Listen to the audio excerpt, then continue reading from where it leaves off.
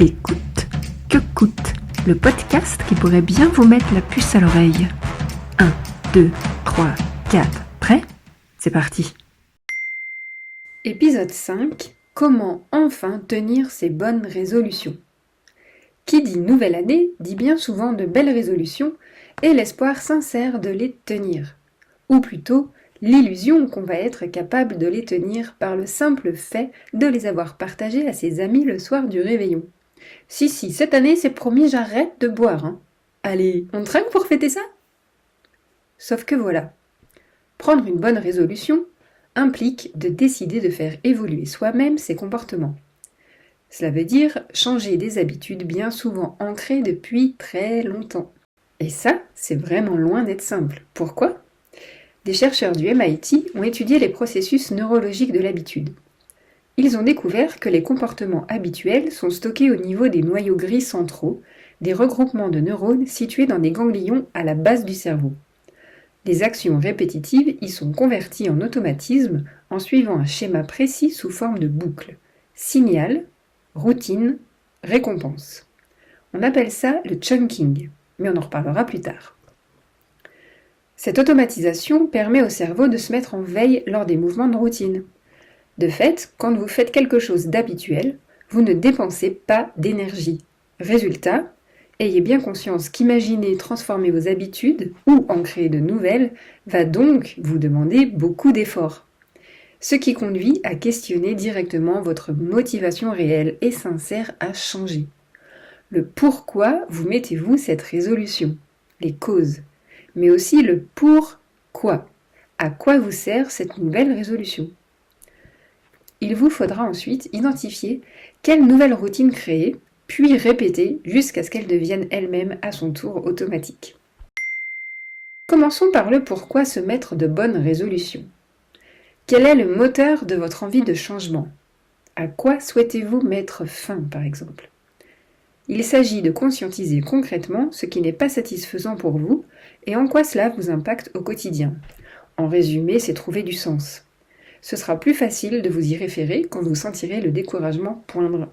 Parce que oui, il y aura forcément à un moment donné du découragement. Bon, vous allez me dire, c'est bien beau tout ça, mais on a besoin de concret.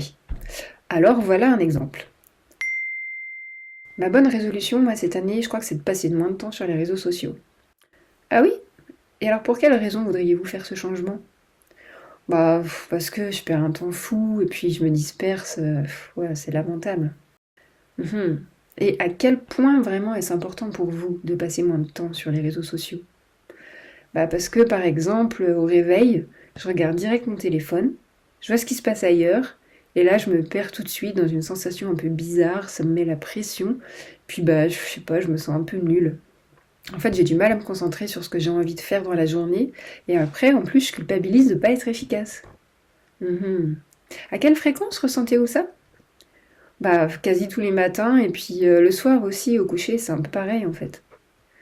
Ok. Et si vous deviez évaluer le coût que ça représente pour vous, sur une échelle de 0 à 10, ça donnerait quoi ? C'est pas facile, je dirais 7 sur 10. 7 sur 10, donc c'est assez intense. Quelles sont les 3 meilleures raisons que vous avez pour arrêter de passer du temps sur les réseaux ? La première, c'est que j'en ai vraiment marre de ressentir ça. Je pense que je suis un peu triste au quotidien à cause de ça. La deuxième, c'est que si je passais moins de temps sur les réseaux, je serais plus concentrée sur ce que j'ai à faire. Et du coup, je serais plus satisfaite de moi à la fin de la journée. Et troisièmement, parce que je sens que je dormirais mieux si je regardais pas mon téléphone avant de me coucher, par exemple. Ce qu'il y a, c'est que je suis souvent fatiguée en fait durant la journée. Et si je me couchais plus tôt et que je dormais mieux, je pense que ma journée derrière serait vraiment plus fluide. Cette personne a pris une habitude réflexe qui la pousse à regarder son téléphone au coucher et au réveil. Cela génère de la culpabilité, de la tristesse et de la fatigue, des sensations désagréables et récurrentes dont elle souhaite se défaire. Cela l'empêche de se concentrer sur ce qui est important pour elle, la stimule et lui apporte de la satisfaction. Elle a donc identifié clairement ses motivations à changer, ce qu'elle veut laisser derrière elle et ce qu'elle recherche. Voyons maintenant comment créer une nouvelle routine. En intro, souvenez-vous, on a évoqué la boucle chunking, signal, routine, récompense.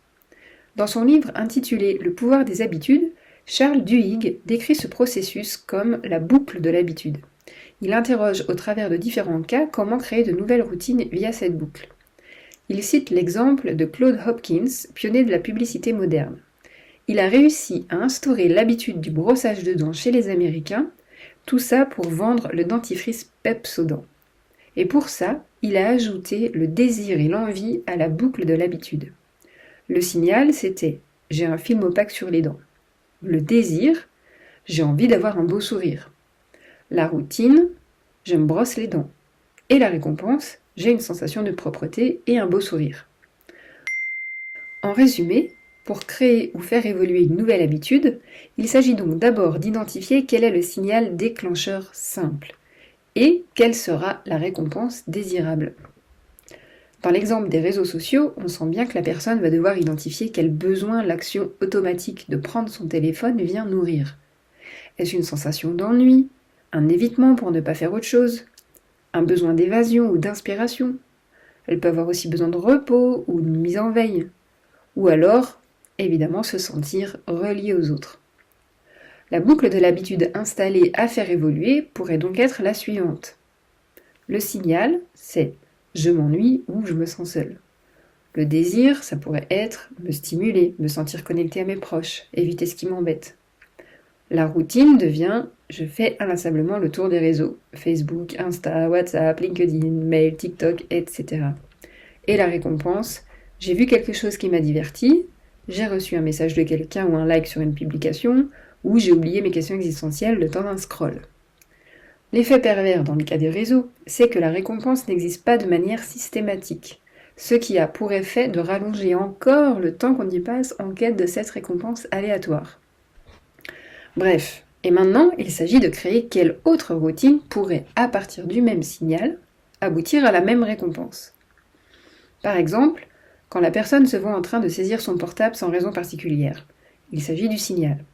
Puis, en observant son ressenti à ce moment précis, elle pourra choisir en conscience de faire quelque chose qui nourrisse son besoin de stimulation et sa nouvelle routine.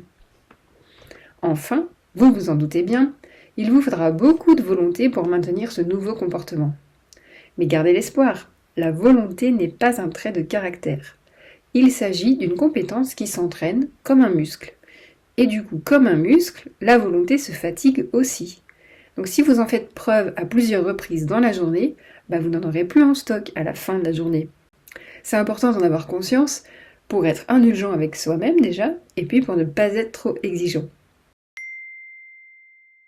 Vous avez résolument fait preuve de beaucoup de volonté pour écouter ce podcast jusqu'au bout, donc bravo, merci beaucoup, et désolé d'avoir grignoté votre stock de volonté pour la journée. Ma bonne résolution pour cette année sera donc faire des podcasts plus courts. À bientôt!